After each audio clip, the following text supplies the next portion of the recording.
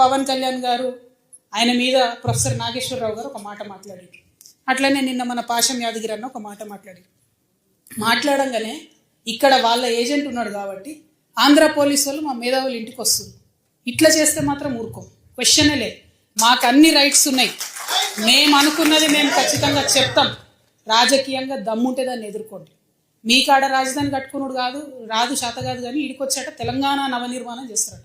మా పని మేము చేసుకుంటాం, మా నిర్మాణం మేము చేసుకుంటాం, మా కథలు మేము పడతాం. రాష్ట్రం విడిపోయింది, ప్రజలు విడిపోలే.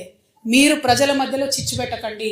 చిచ్చు పెడితే మాట్లాడేటోళ్ళు లేరు, ఊరుకుంటోళ్ళు లేరు అనుకుంటారేమో. ఇగో ఈ జెండా రాకముందు లెక్క వేరే, ఇప్పుడు లెక్క వేరే. టీఆర్ఎస్ 2.0 ఇక్కడ, టీఆర్ఎస్ 2.0 ఇక్కడ పెట్టుకుంటే మాత్రం మంచిగా ఉండదు. ఇది వరకు ఒకసారి పెట్టుకున్నారు, రాష్ట్రం వచ్చింది.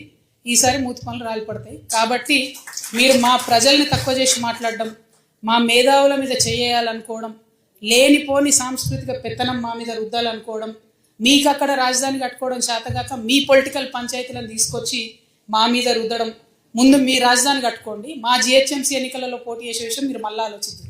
మా జిహెచ్ఎంసీలో ఇక్కడ సెటిల్ అయ్యి ఇక్కడ ఉన్నటువంటి ఆంధ్ర బిడ్డలు మా వాళ్ళు. గత 12 ఏళ్ళుగా వాళ్ళని మేము కడుపులో పెట్టుకొని కాపాడుకున్నాం. ఇంకా ఎన్ని ఏళ్ళైనా అట్లనే కాపాడుకుంటాం. తెలంగాణ వాళ్ళం ఎవరిని ఇబ్బంది పెట్టేటోళ్ళం కాదు.